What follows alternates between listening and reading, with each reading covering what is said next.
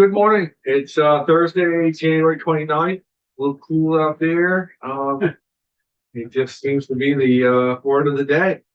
Um, it is we're gonna spend some time with one of my favorite persons. And I say that because of what we have as a committee believed to be very important, which is to make sure that we support up and coming farmers as they try to find their way into the marketplace.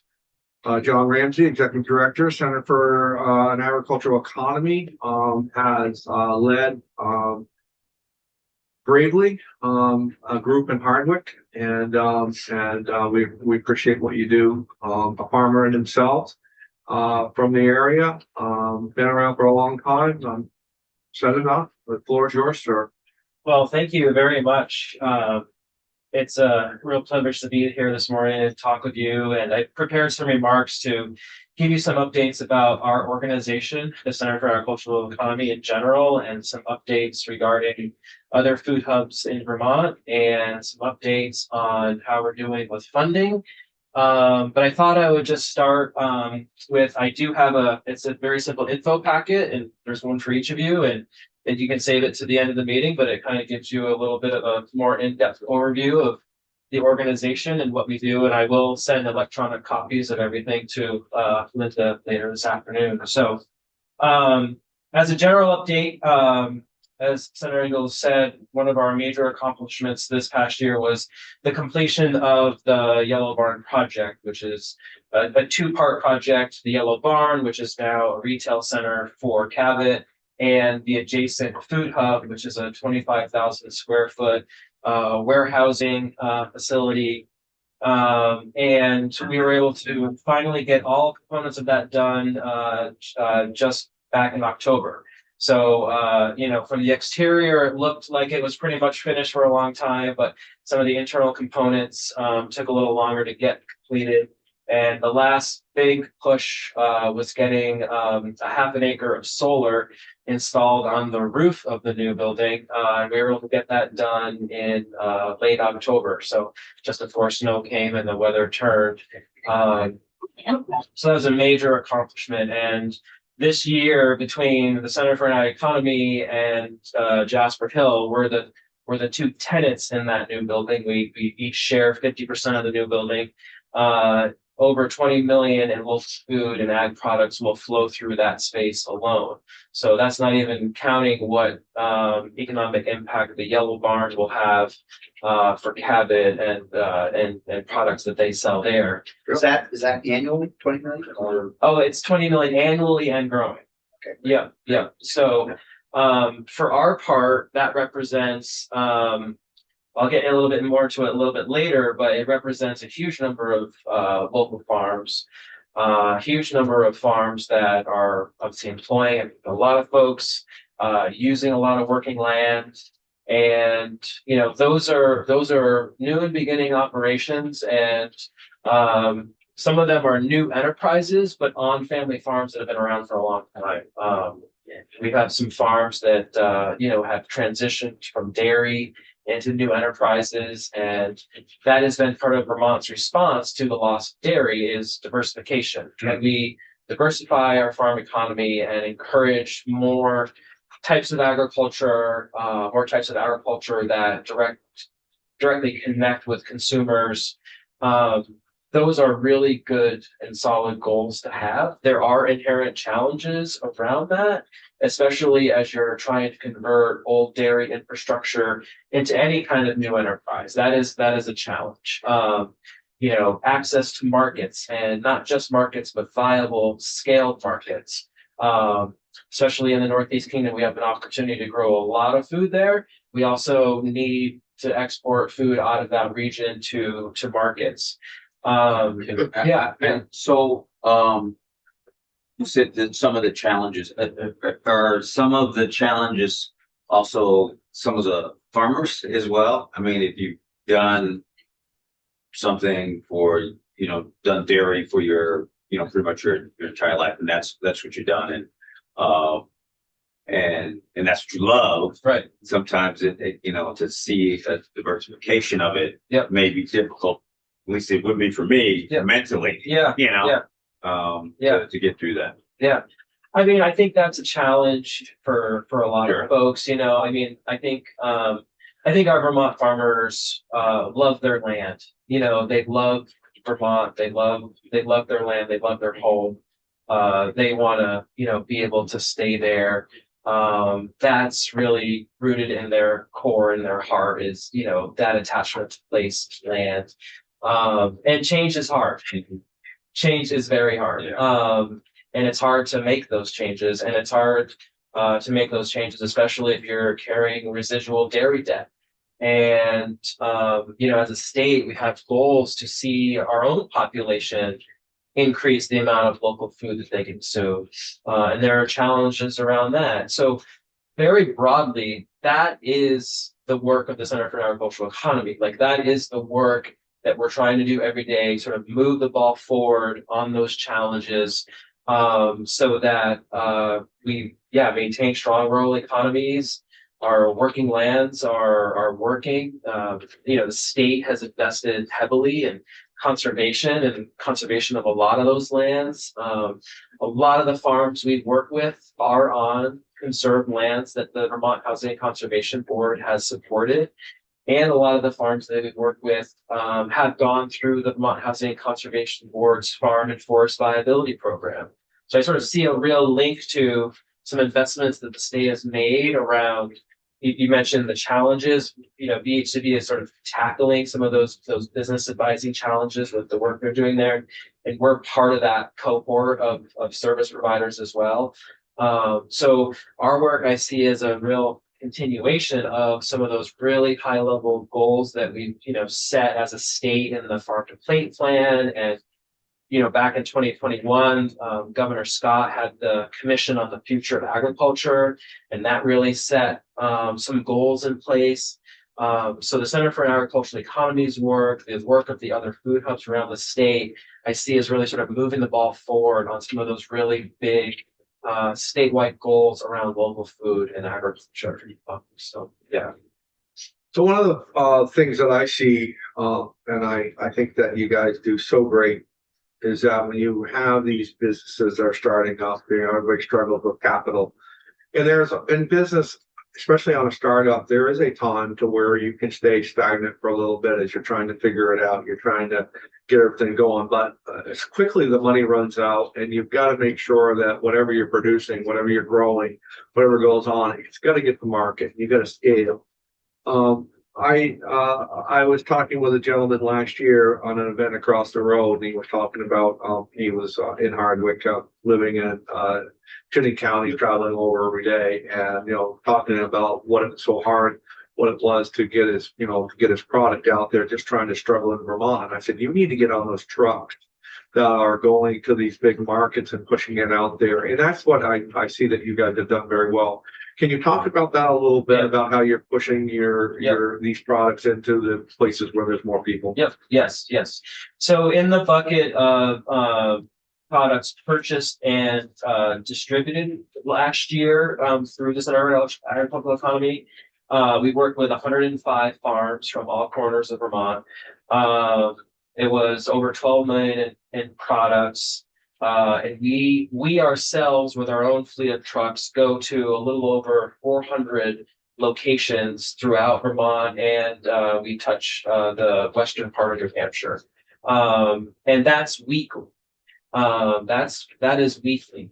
So we're doing the start of the supply chain, middle of the supply chain, and end of the supply chain. What I mean by that is we are driving out to these rural farms on rural back roads, picking up product. We are bringing it to our facility. In some cases, we're cross-docking it, meaning we pick it up, we do the first mile pickup at the farm, it goes to our facility, and a larger distributor comes and picks it up there.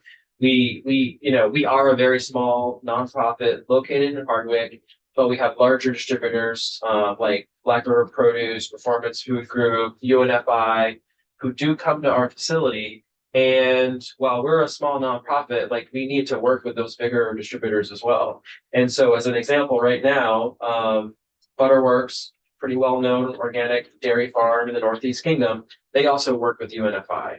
UNFI is not going to drive its 18-wheeler up the dirt road right now in the middle of winter. So we pick up all of their yogurt and all of their liquids for all of their local accounts, and we do all of that distribution.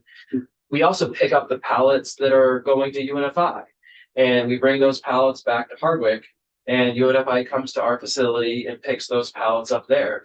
So that's a win-win. It's allowing the farm to gain access to a larger distributor who has, up and down the East Coast, all across the country, distribution channels, and we're getting it on a truck, and our local country stores, Marty's Quick Stop in Danville and Craftsbury General Store and like all those places, we can get the product into those places as well. So that's an example of beginning of the supply chain, middle of the supply chain. End of the supply chain are those deliveries, are those deliveries to those small rural schools, small rural stores, schools, hospitals, colleges, farm stands. We want to encourage really any kind of market that a producer can tap into. We are not the exclusive market for the producers we work with. We are filling gaps that they have in gaining access to markets. So as the chair was saying, you're widening their scale of their market, and so you going up and picking up their product, you must have a slight fee that you charge to be able to stay. Yes. To stay. Okay. Yes, we do. Yeah. So again, it was that's again weekly we're going to about 400 stops, 105 farms around Vermont. But we also purchased last year 180,000 pounds of produce from Vermont growers. So we signed, actually right now it's January, so right now we're signing contracts, agreements with farms all across the state. We actually worked with some farms down in Rutland as well. And we contract with them to grow carrots, beets, cabbage. And over the course of the fall, winter, and spring, we buy those tens of thousands of pounds of produce from them. And again, we're not buying their retail grade stuff. We're buying oversized stuff. We're buying stuff that, is not really, going to be going into that high-end retail market. So again, it's creating an avenue and a market for produce that is imperfect or oversized. That comes back to our other facility in Hardwick, the Vermont Food Venture Center, and our staff process that into ready-to-use products, and all of that goes into schools, colleges, hospitals. And I know that's been, again, thank you for the continued support around local purchasing to our institutions. That really is important. So thank you for that. So we had that vegetable farmer that was in here from Cabot. That was his concern. He had he makes primarily his income is the prime vegetables. Yep. And he said it wasn't worth picking up the imperfected because he wasn't getting paid. Yep. But I take it now you produced a market for that, so that food's not going to waste and it's getting picked up and used in. Yep. I mean, we asked farms to try to grow to some specs, but it's in Vermont, growing produce is tough in some places for sure. And so the produce that we're getting, whether you want to call it surplus or grade B or whatever, it's oversized, it's imperfect, but we're Still vegetable. it's still vegetable. If you're chopping it and putting in a product, it's So perfection. Yep. So we're trimming, right now, our big contract that we're working through is with Matt Linehan up at Sparrow Arc in Guildhall. He's got a variety of stuff coming into us. We really like the large chef size potatoes from him, but he's also got some mixed sizes coming in from us, and we're taking what we can and turning that into diced 1-inch cuts that's going to UPM and K through 12 schools and other cafeterias. And we're actually going to be making further investments in that this coming year. We're bringing in a piece of equipment from Ohio right now. It's a belt slicer. We're actually going to be doing a chopped kale product, and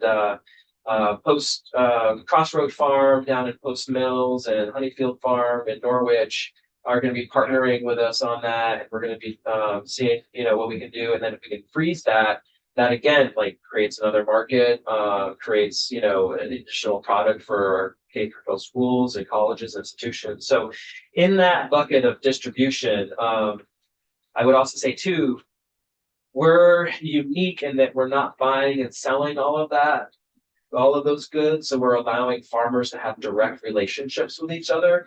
That I see as an emerging trend. We've got some great farm stands in Vermont that are doing well, providing a lot of products, but like we can't expect those farms to produce eggs, milk, produce, all those things. I see a lot of buying happening between farmers, which is great. And again, we're a transportation service, so we don't interfere with that transaction. They pay us to move the product, and we do that. In the 105 farms that we work with, I would say it's roughly half of those farms are dairy and produce. Those are our sort of primary customers. We move a lot of value-added dairy, a lot of value, folks who are bottling their own milk, making cheese, doing a variety of different things. Move a lot of value-added dairy, a lot of produce, but we also work with grain producers, a lot of meat producers, maple, honey, value-add food products. So we're a service that, like, if you're a small farm, large farm, you can use us to, again, fill in that gap that you need. Is Kirby Creamery working with you now? Or from Kirby Mountain Creamery? I can't remember the exact name of it. Yep. No, we've been in touch with them, and I think we're going to get started working with them in a little bit. We see some opportunities they're doing a lot of self-distribution right now. And right. And they can see that was just not going to be the way the future for them. It was at that time. But Yeah. Do you target specific farms, or do they come to you? What's the process? We do a lot of marketing and outreach. Like, we'll be at the NOFA conference tabling with all of our information. We're at the Veg and Berry Growers Association tabling with all of our information. We put ads out. Senator Ingalls was encouraging us to do more advertising, which we're gonna do this year. So we're really trying to be accessible to everybody, and that is hard, and we can't obviously fill the need, or the gap for everyone. But again, we've worked with some of the larger value-add dairy farms like Jasper Hill and Stratford Organic Creamery. We've worked with, some other folks who are milking, 5 or 10 cows, and some of the larger produce growers or the smaller produce growers. A lot of the other food hubs and other smaller independent distributors work with us as well. You might be familiar with Myers Produce. They actually have a facility in Massachusetts, but they do a lot of buying from Vermont farms. They actually use our warehouse. We pick up while we're picking up at farms. We might be picking up for them as well. It comes back to our warehouse. And again, it's set aside for their orders. Green Mountain Farm to School, we do all of their pickup and order fulfillment, and then the delivery of that product. So we're very intentionally trying to stay in lanes where we know we're adding value, not only for our producers, but our other nonprofit partners and other distribution partners. So, yeah. So we've established very well your distribution part of it, and which is amazing because you are, you have, I guess the reason why I'm impressed, beyond impressed, is just the success that you're having over everything you're touching, which goes with a lot of thought and planning. And it's not you're making it look easy when other people are struggling, which is kind of a cool story. Can you tell us some about your commercial kitchens and what you're doing for these folks? I know I had a person that we are very proud of in the kingdom who's got some product and getting out in the stores and all that. She's like, Russ, I really gonna buy a building in it. Well, I don't know if you're really ready for that. Have you talked to John Ramsey's group? And I think that she's been in touch with you. So can you talk about your commercial kitchen aspect and what that's doing for these people that really are looking to scale, but just, again, don't have that money to do? Yeah. Yeah, again, the barrier to entry for, new businesses, new farms is, when you're talking about buying commercial scale equipment and infrastructure, and providing infrastructure is a through line of the center of our agricultural economy. So our kitchens, our trucks, our warehouses. Right now, we're working with about 17 or 18 businesses in our other facility, the Vermont Food Venture Center. These are food business entrepreneurs who have an idea for a product, might have been producing it at some, scale, but need a facility to sort of grow it into a commercial enterprise or at least test if that's going to be viable. So we don't charge for our technical assistance. Folks can come into the facility, learn about proper labeling and proper sanitization of equipment and, batch size. They might come in and think, okay, in my home kitchen, I can do 100 muffins and I want to do 500 muffins. Well, in order for it to be viable, you might need to do 1,200 muffins in a day. We're working with a business that's actually based in New Haven, Vermont right now. And, she really has sort of dialed in what commercial scale production is. So where she sort of started and what her thinking was, what a production day would look like has now turned into, okay, production day 1 is crust and production day 2 is filling and filling that crust. And I'm going to hit 1,200 units and I'm going to actually be profitable with my time, my ingredients, cost of the kitchen.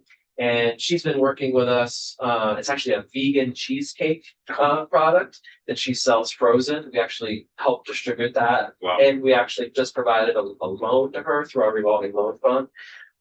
And now, after a few years, she's actually going to be setting up a small commercial kitchen down in New Haven. So she was actually driving, staying overnight at an Airbnb so that she could use our facility and gain access to the technical assistance there. And that's just like one story among many of these food business entrepreneurs who come, test an idea, see if it's viable, and sometimes they find out it's not. And again, before getting into debt or going out and buying, really expensive equipment, we've got another maple producer we're talking to actually from up in Lunenburg, who wants to come down and test some products in our facility. So again, it's like that opportunity to see what is going to be viable, but also like test some of your business assumptions. Again, test those business assumptions.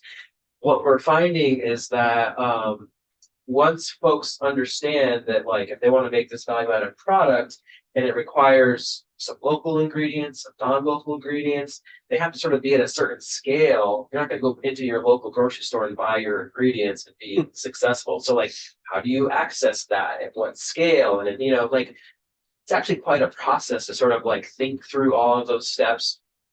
And that's what we do at the Food Venture Center. And provide that service. And sometimes we say, take your idea, continue testing it, and let's regroup before you even come into the kitchen, and really help them understand Vermont's cottage food industry laws too. Vermont really has done a lot to encourage, the production of value-added food in home kitchens and things. And so, thank you again for thinking about all that. Sometimes it's like, what is feasible? And so we, in your home kitchen, and we actually give them that sort of technical assistance to sort of think through the steps before coming into the facility. And we're essentially charging on a per hourly basis for the physical kitchen rental, but not our technical assistance. So yeah, it's great. Yeah. So I'm curious, how many trucks, what size, where are the warehouses? I'm trying to imagine everything going kind of like at the same time. 5 refrigerated box trucks, 24 to 26 footers, cool zone, frozen and cold. Tuesday is the start of our week. Tuesday, we're only doing aggregation. So Tuesday afternoon and night, we're picking up at farms in central Vermont, Northeast Kingdom. Tuesday night, we're loading trucks, finish loading around 12 or 1. All the trucks go out Wednesday. Wednesday, trucks are going in 5 different directions across Vermont, picking up and dropping off product. Product comes back Wednesday night, same thing happens. 3:30, 4 a.m. Drivers come in after warehouse staff leave around like 12, 1 o'clock. Thursday, same thing. Friday, same thing. Saturday, we do 2 routes. Sunday, we load for Monday, and Tuesday's the reset of the week. So right now, we're covering all of Vermont twice a week at least, and we're starting to get down more into Rutland, actually. So we're not getting down into Bennington, and we're trying to do more cross-stocking with the Vermont Farmers Food Center and Acorn down in Middlebury as they're growing organizations with some infrastructure there. So we go to all of those locations. We also go to NEK Processing, Bros Market, Vermont Livestock. Sometimes we go to Royal Butcher. That is also a natural pickup and aggregation point for farms. So we're actually going to a lot of our slaughterhouse facilities as well and picking up directly there for producers. So that provides a lot of efficiency in some cases. I'm assuming that the western part of the state might be a little more challenging with roads. You've got interstates on the other side, 91 and 89. Yeah. So, Yeah. yeah, we have Route 7. Yeah. Oh, yeah. Yeah, I mean, we're in Middlebury twice a week, and we're getting the Rutland route put together more. Yeah, that's a challenge. Food Connects, which is in Brattleboro, they are going in through Bennington and Oh, up across Route 9. Yep, Yeah. and up to Rutland and covering Southwest Vermont. And we're in Brattleboro on Saturday. So again, we're really trying to coordinate as a group of food hub organizations so that we're providing these efficiencies. And you might have a producer who's just getting started. That's a producer that a lot of these food hubs work with. They're not ready for the UNFIs or the PFGs, and so they might say, well, we've got 5 cases a week. Okay, let's start there and see what we can sort of grow into. We give them all of our list of stops. We give them all of our schedule so they can, oh, I didn't know you were going here. Right. So it's a process, and you sort of build it, and it builds over time. We're talking with Misty Knoll right now. Oh. We're talking with Misty Knoll. We're in Middlebury, right? Where does it make sense for them to sort of cut off their distribution, and where could we sort of be helping them out? We're talking to Monument Farms, about some ways in which we could support some of their distribution that again gets to the longer part of their routes. We all have concerns about cost and truck maintenance, and these are real things that everybody struggles with. And so again, just like figuring it out step by step, it takes time, it takes energy, it's a lot of logistics. Yeah. Thank you, Mr. Mayor. So we see the map, you're doing a very good, do you see it eventually getting more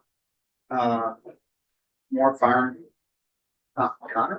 connexes down in Bennington and Rutland County? Yep. That's slowly growing? I mean, what we really want to do is encourage more work with Food Connects in Brattleboro. Yeah. And they are already going to Bennington and Rutland counties, as well as to northern Massachusetts and into New Hampshire.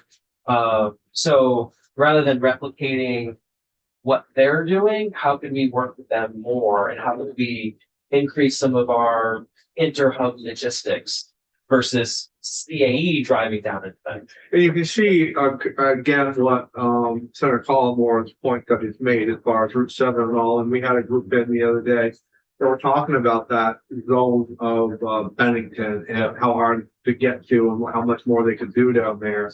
I can't help but to imagine, because of the proximity of Massachusetts and New York and the markets that are there, that there is opportunity there. But how the heck do you get there? Yeah. I mean, you can see the migration of following the interstate down the New Hampshire border, and you can see how you're pushing down through there. But you certainly can get there a lot quicker than you can get over to those other areas.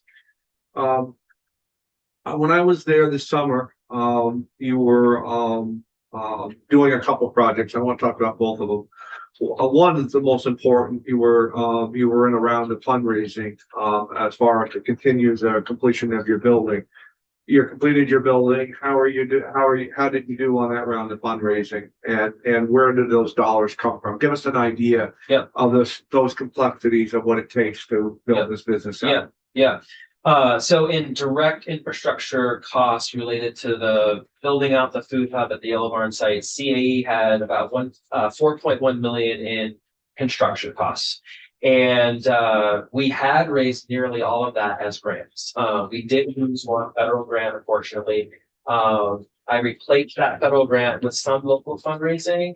But I also worked with one of our donors who wasn't in a position to make a grant to us, but was in a position to make a loan. And so this person made a loan to Center for Ag of $200,000 at 4% for 9 years, and that got our solar project done. And so as nonprofits, like part of my approach to being a nonprofit leader is to use all the tools in the toolbox.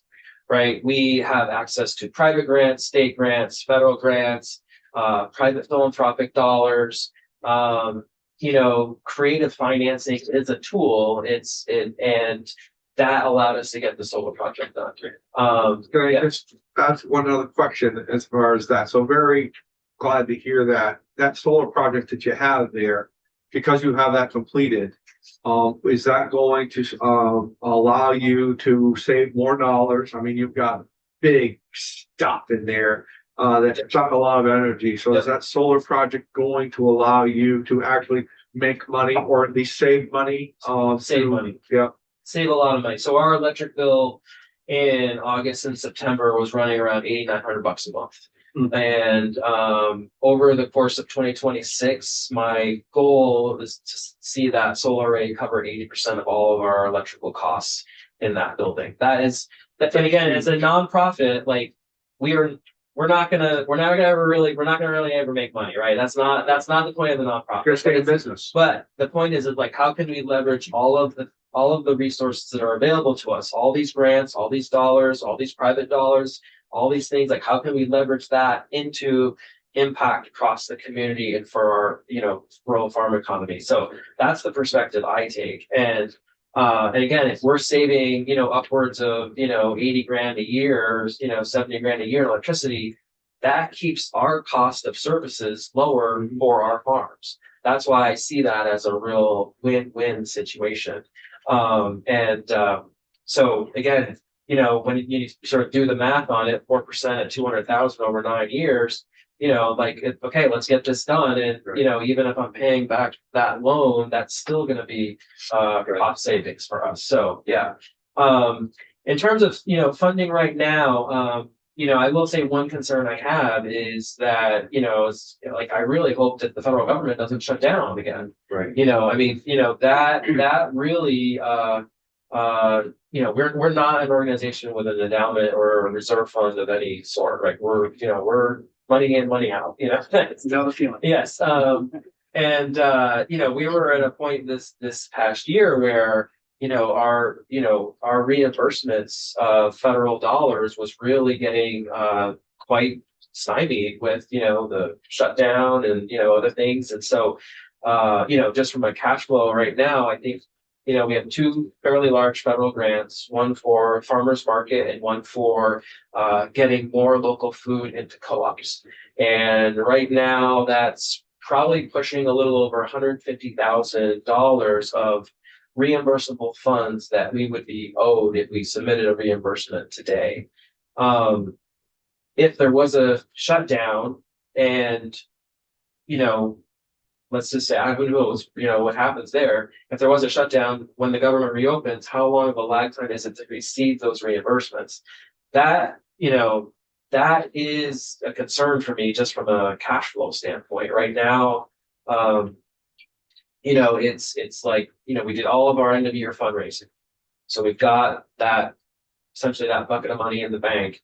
But as the year goes on, having those reimbursements come in on a steady basis is important to cash flow. And I know that is a fact also for other food hub organizations across the globe. So my hope is that the government stays on. Yeah. Do you do anything? I don't really know. I haven't really found solutions to my questions as far as what the organization is, but FSA, do you do anything with them, at any way, shape or form? I don't know. And the reason why I ask this question is I look at this federal, group, and I've yet to find out where they're going in Vermont. Any part of that, any funding, is that name familiar to you at all? FSA is very familiar to me, yes. We don't do a lot with FSA. Where we cross over with FSA is on the business advice.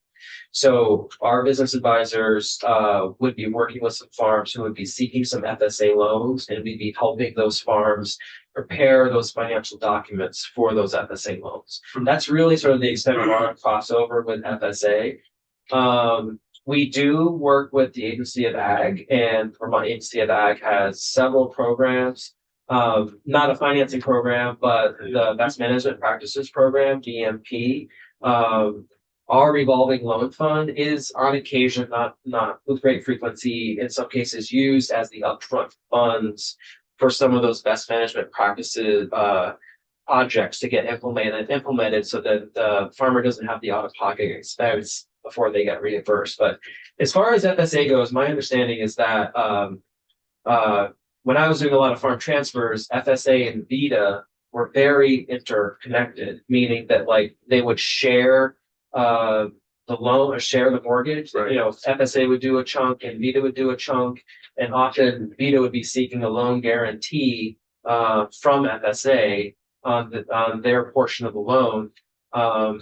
I was talking to Sarah Isham not too long ago, and she was saying that they're working less frequently with FSA and doing fewer of those loan guarantees. And I don't know the reason for that. You know, I will say in Vermont, we essentially have three primary ag lenders. We've got Farm Credit, we've got FSA, and we've got VITA. Right. Those entities handle the bulk of our ag lending. And that wasn't the case, like, you know, when my folks went to get a loan, it was like you went down to the local bank in Hardwick and you know, you got a loan, you know. So that has, you know, definitely shifted over time. And, you know, and I know VITA has really stepped in and done a lot. And I am on the customer service council for Farm Credit, and I try to give feedback to them about how some of their loan making is doing for the new and beginning and the smaller diversified farmers. So yeah. Yes. And you said that your interaction with FSA is that you're providing assistance to the farmers to apply for the loan with FSA. Correct. So FSA isn't doing it themselves. No, I don't think that they can. Okay. It's like that's a separation of, Yeah. you know, And is it- yeah. Is it similar with VITA and Yeah. Farm Credit? Yes. Yep. I was going to talk a little about a couple success stories and Certainly want you to talk about whatever you'd like to talk about. I apologize for my judgment. no, thank you so much for the questions. You know, we understand that there are challenges with, you know, moving any form of agriculture forward, weather and markets and, you know, infrastructure, all those things. One of the things I'm really proud of what the Center for the Ag Economy did last year is we provided over $900,000 in direct financial support to farmers. And that was in the form of low interest loans and grants. And over the course of many years, we've been very fortunate to build a pretty robust revolving loan program. Again, these are not big loans. They max out at $30,000, but they're 3%, and farmers leverage them for infrastructure, or it might be a $300,000 project, and whoever's financing that says, well, where's your 10%? They might come to us for that 10%. And so again, like these funds are being leveraged in a lot of different ways. And so that was for 39 farms, most of them in the Northeast Kingdom, but our loan program is available statewide. And it was Webster Family Farm in Coventry, a dairy farm, helping with some new equipment and infrastructure. Selinsky Farm in another dairy farm, helping with a heifer facility. Renee Baker, another dairy farm in Albany. She had a situation last winter where her roof collapsed under snow load. And we're able to give her some emergency funds to help get that roof put back up. McDonald Farm, it's a small produce farm in Danville with some equipment to help them. So it's really encouraging that these are all like, farms that are in growth trajectory and, have folks that want to continue them and they all want to make improvements. So I see that as, despite the challenges of the drought and the flood before that year and the flood, like there is a lot of folks out there who, want to continue in agriculture. And I see when folks are like making these investments in infrastructure and equipment, like they want to keep, progressing their businesses forward. So that was a real success over the last year, just seeing that because 2023 and 2024, we did an awful lot of emergency loans. And this year, I think we did maybe 2 emergency loans related to the drought, and they were essentially feed shortages. Yeah. So, yeah. And the other quick things I was going to say, in the food security and access and education bucket, we're really trying to bring, again, leverage the funds we're able to raise. We have a very small program at the center called Produce for Pantries. And every year we raise funds. We work with Vermont Community Foundation or other folks, and we buy, produce, root crops from a lot of Northeast Kingdom farms, and we distribute that produce to food pantries in the Northeast Kingdom. And we bought, we spent that last winter we spent $63,000 to operate the program, and it got 34,000 pounds of local produce into food pantries, and 80% of the funds that we raised went directly into the pockets of farmers. 10% went to staff time, and 10% went to logistics, trucking, storage. So again, like how can we, maximize these dollars, and how can we, again, support greater accessibility to local food? We did 72 community meal events in Barton and Hardwick, which provided, I think, around almost 4,500 servings of community meals. We see that community meal not as just here's a community meal, but it's really brought people together to talk about their community and talk about what's important to them. As we're, seeing schools close and other things, like how are communities, the glue of communities kind of like hold together. We're seeing the community meal as a way to kind of keep some of the glue of communities together, and communities sort of, they start showing up and they get excited, but then they start talking about, oh yeah, we got this project in town, or we got this other thing. And like, how are we gonna, really seeing that as a way, again, sort of like keeping communities glued together, which is really important. Just gets more people involved and more people excited, and more people talking about positive things versus things that they can't control. Right. Or how are we gonna tackle this?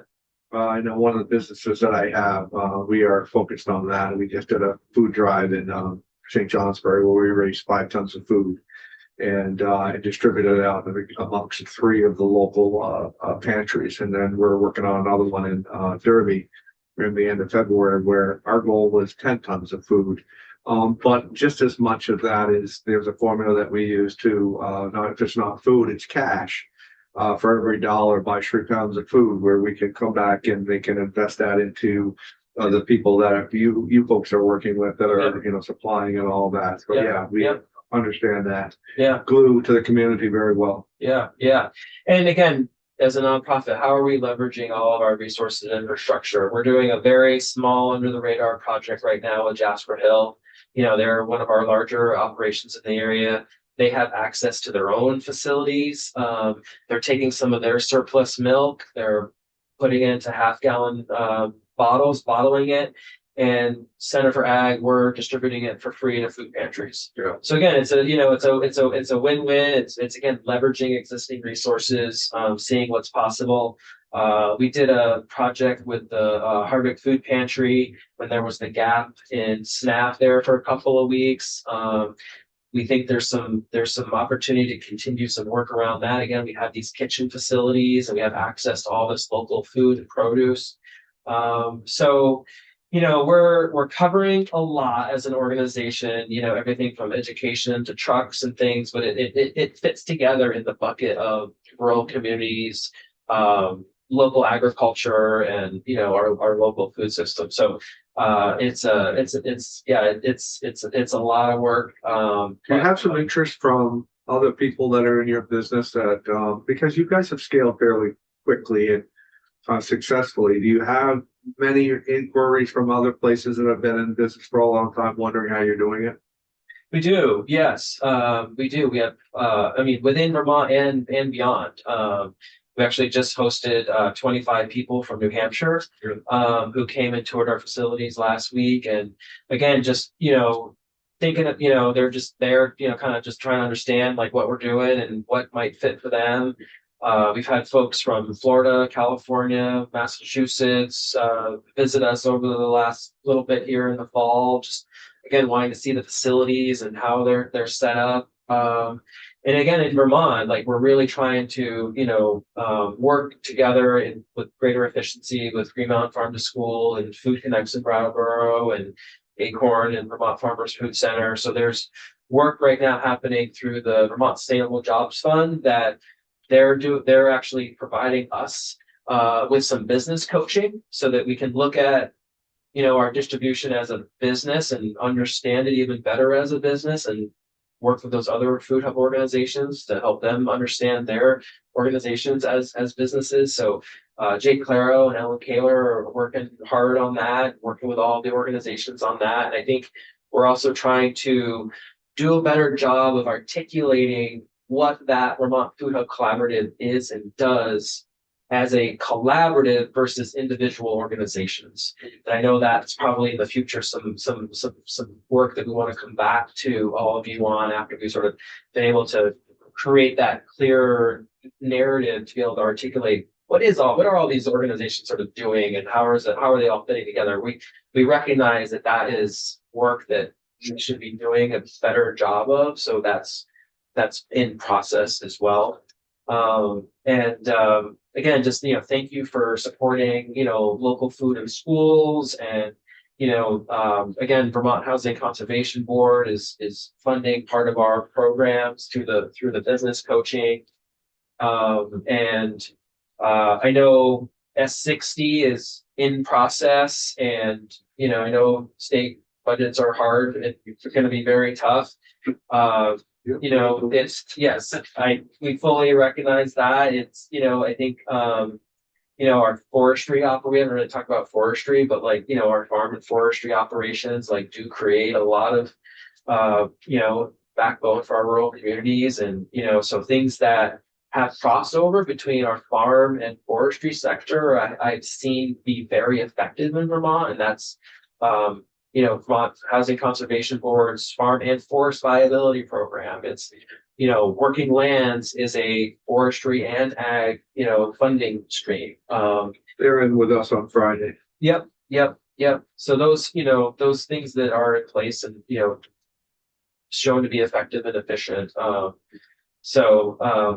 Yeah, I just really appreciate the opportunity to give you these updates and share more about our work, and really just appreciate, again, all the decisions and tough decisions that you're going to have to make, and just always happy to prepare and provide more information. So just please reach out anytime. Yeah. So S60, we just update on that. We haven't got that pulled back into our committee. Senator Plunkett's going to go over some of the changes with that on Friday. But one of the main reasons why we have that pulled back in here is just to see if we could find some funding, at least some seed money to do that. Regardless of it, we're going to do our best to get it passed out of this committee and at least make it law as a avenue to throw some monies into should they arise. So we're being a little shameless as far as where we're trying to find monies for that, but we think it's very important to have a at the very least to have an avenue to park the monies in if some become available. But, no, very impressive. It's very impressive. Really love what you guys are doing Thank you. here. Yes. Thank you, Mr. Chair. So we're fortunate to have, at least in the General Assembly, some folks who run businesses and understand the economics and, while we all might have some great ideas, wonderful ideas, if you don't stay solvent, you can't reach your goals. And the chair is a pretty good example of running a good businesses.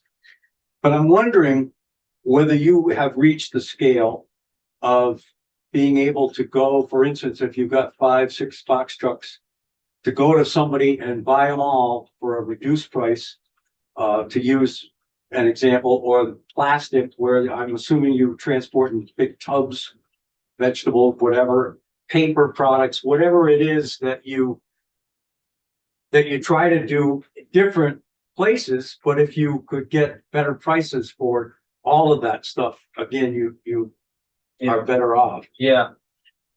These are all individual tough questions. Right now, we actually are leasing all of our trucks. Okay. And sometimes that makes more sense too. And the reason being is that we need those trucks every day. We ship a lot of milk that is being bottled, and just like the bulk milk truck that shows up at farms, we're the milk truck for a lot of farms. And again, so if Ryder's saying we guarantee you a truck, that is worth something,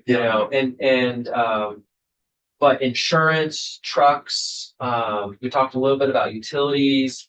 I didn't give you our specific example about health insurance. Like every single fixed or variable cost is, you need to sort of look at and assess, okay, how are we going to make a decision about this? Because those costs are real, and a lot of them have gone up. And so, we're trying to think not about today, but also years down the road. And again, like being adaptable and nimble. And that's kind of part of the reason why I've sort of chosen some of the lanes we're in, especially around the trucking, is because we can work with pretty much everybody. So we can, whether a larger distributor needs us to, do more work for them so they can get that first mile covered, and we cover that for them, or Deep Root Organic Co-op needs us to fill in from June to November so they don't have to go buy another truck, or these are, I don't know if I answered your question. No, you did. It's just there's a million. And it sounds like you'd already anticipated it anyway. Economies of scale is a way to get more out of what you're doing. The thing that we would benefit from the most right now are better systems, better tech software systems. Yeah. We're very, very manual in terms of all of the data we're entering. Right. If you just think about just the sheer number of transactions day to day that we're facilitating for farms, and all the accounts, all the stores, all the product, and all the different things, that is definitely a place where, and again, like that, it takes money to invest in. It takes time, and I, we're going to make some very preliminary steps. We're going from QuickBooks Desktop to QuickBooks Online. Expensive. But like again, like we know that will increase the accessibility of data for our program managers. How many people? At CAE, 38 right now. Yeah. So you're doing a lot with less. Yeah. But and again, like, not just thinking about our own systems, but how do we integrate with these other food hubs too? And again, if we had a software platform that we were all sort of more connected to, hopefully that's where we get to. But again, like those are the longer term projects, and in the short term, it's making sure the truck's plugged in with 20 below, and we get, we get the truck there even when there's a big snowstorm and all those things. So, yeah. Well, cool. Yeah. I want to thank you. You're an inspiration. Thank you. It goes without saying that I'm a fan, and I think maybe you've heard some more here today. Thank you for what you do. Thank you. We will support you in any way that we can. You're speaking our language. We believe that we owe it from the smallest farmer to the LFOs to make sure that we're within agriculture. to see the successes in tough times. We're very proud of that. Thank you. Yeah, thank you so much. And, thank you. Yeah, reach out anytime. Thanks, John. Appreciate it, yeah. Okay, committee, let's take a 5-minute break before we move on, and we're gonna specify on section 1. And as I said, once we get done with that, we're gonna go down through all the sections and see what we can get for witness testimony.